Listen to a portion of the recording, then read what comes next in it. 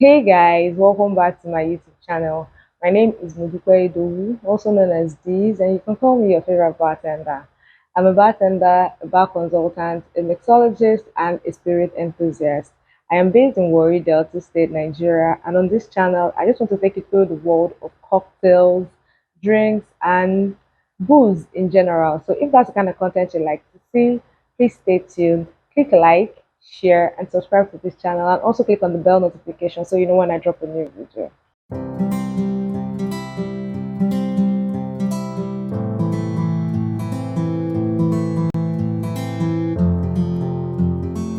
Welcome back, everyone.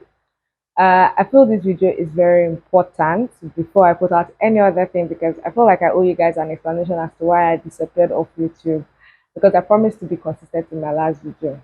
So I joined YouTube officially in 2020, and we all know how 2020 was for everyone. COVID, NSAS, it was the year for everyone.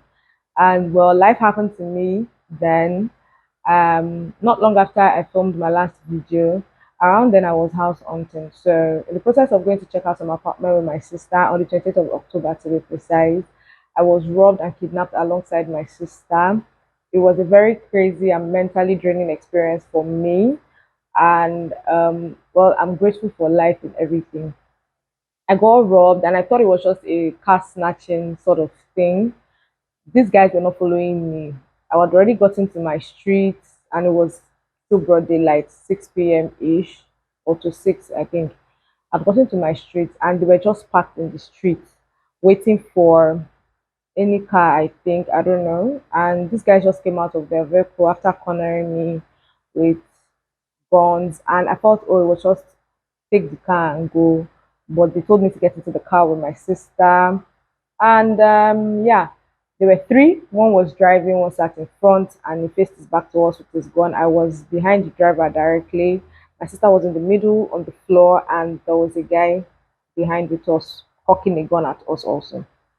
They were asking for phones, gold, and all of that. And I thought they were going to drop us along the way.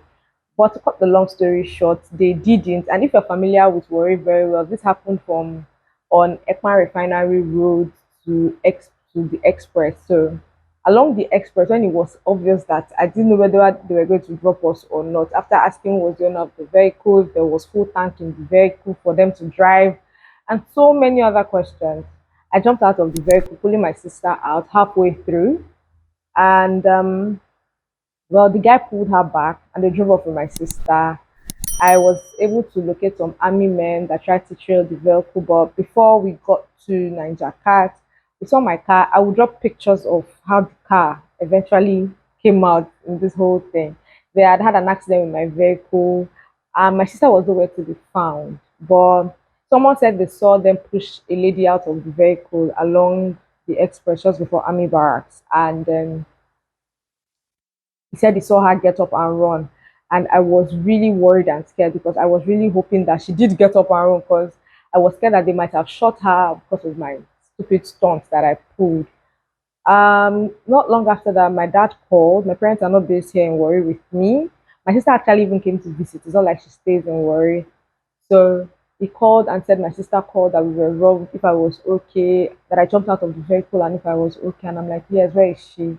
So she came to meet me. Along the line, I got to find out that when they pushed her out, just close to the army barracks, an army officer got, I keep praying for God to bless that man for me, saw them and he was running after them. I think he was chasing after them with his vehicle and he had his wife in his car and they refused to stop. So according to him, he swerved and hit them and they hit a tanker.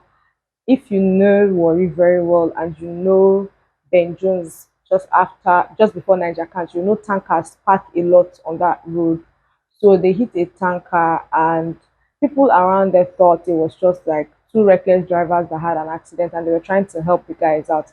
They did help them out and they ran away before the army officer because his own car swerved to the other side of the road and I think his door jammed.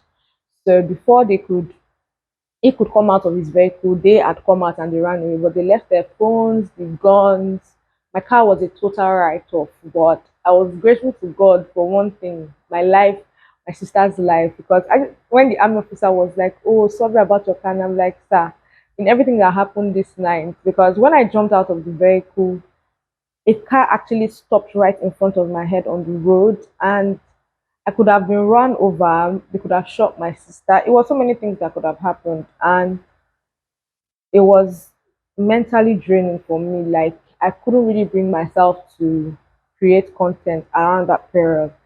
Then also, I was coupled with the fact that I was house hunting. I eventually got a place, and then the place I got after about staying for a year or close to 6 months after staying, I found out during rainy season that the roof was leaking.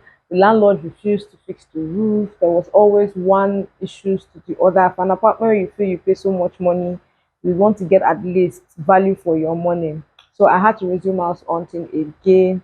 But prior to that, I just felt like I think I started having imposter syndrome as to why I couldn't post because I kept making silly excuses. 1 minute is I don't have this gadget or I don't have that gadget or I don't have this tool. And I kept buying gadgets. Initially, I was like, oh, I needed a gimbal because I film with my phone. So I was supposed to start filming with my phone because my sister was going to leave. My first two videos, she was the one that helped me to shoot with a camera. So I didn't have a camera and I intended to shoot with my phone. So I felt like, oh, I needed a gimbal for hand stabilization to vlog because I intended to vlog some of my events and just take you guys along. But I did get the gimbal and I wasn't still filming anything. I kept saying, oh, I needed to get a camera. Oh, I needed to move from my house. My house is not conducive enough for me to shoot recipes. I just kept making silly excuses. And someone told me that I was just looking for perfection that was not existent. And yeah, I think I got to also realize that fact. But aside looking for unnecessary perfection, I was actually not so confident in myself being able to deliver proper content for YouTube. Anyways, I'm back now and I am doing this against all odds. I'm not saying that this is going to be perfect. I'm just going to wing this because I kept feeling like I had to be perfect in my editing. I had to be perfect in my shooting. I had to get the perfect camera.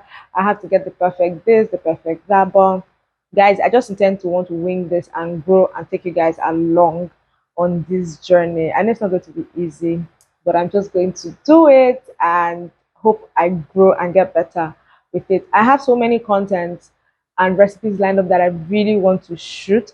If there's anything you want me to shoot or anything you want me to do, please leave it in the comment section below and I would look into it. I feel like I need to be accountable to you guys and I hope you guys hold me accountable though. But yeah, this is basically my short life update video. I'm back and it feels good to actually be back. So I hope you guys stay tuned and I hope I make this journey worthwhile for all of us. Thank you so much. Please don't forget to like, share, and subscribe, and also click on the bell notification so you know where I drop a new video. And I hope to see you in my next one. Mwah.